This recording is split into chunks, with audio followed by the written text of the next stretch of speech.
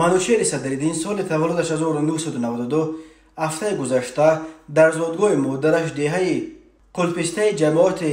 қиблаии ноҳияи Рӯдакӣ дар канори шимоли шаҳри Душанбе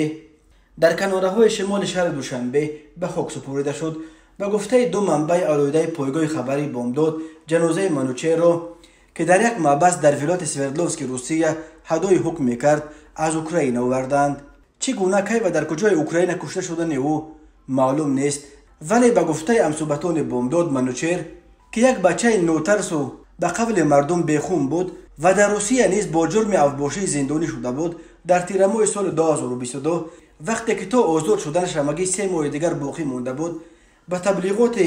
мубаллиғони ҷанг дода шуда, бо ихтиёри худаш ба ҷанги зидди Украина рафтааст. яке аз ҳамсуҳбатони Бомдод нақл кард ки Манучер писари Садриддини бовокалон, як зодаи деҳаи харангони болои ноҳияи Варзоб, аз зани аввали ӯ буда, баъди ҷудо шудани падару модараш ҳамроҳи модараш дар зодгоҳи ӯ деҳаи Қулписта зиндагӣ мекард ва сабаби ба Қулписта овардану дар деҳаи модараш гӯронидани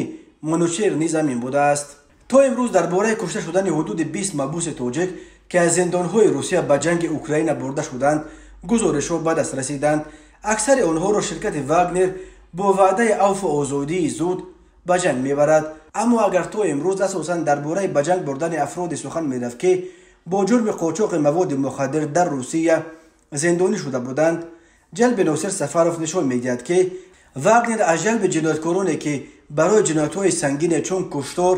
зиндонӣ шудаанд низ парҳез намекунад. пойгоҳи хабарии Бомдод ҳафтаи пеш хабар дода буд ки Носир Сафаров соли таваллудаш 1992 зодаи деҳаи ғӯзари моғиёни ҷамоати моғиён дар канори шаҳри Панҷакен ки соли 2021 дар Русия барои қатли писари аммаи худаш Парвиз Саидмуродов ба 16 соли зиндон маҳкум шуда буд, низ дар ҷанги Украина кушта шудааст. ӯ баъди тақрибан 3 моҳи ҷангидан аз тарафи Русия моҳи январ дар ҷабҳаи Херсон кушта шудааст. саҳнаи дақиқи ҳалокати Носир Сафаров маълум нест,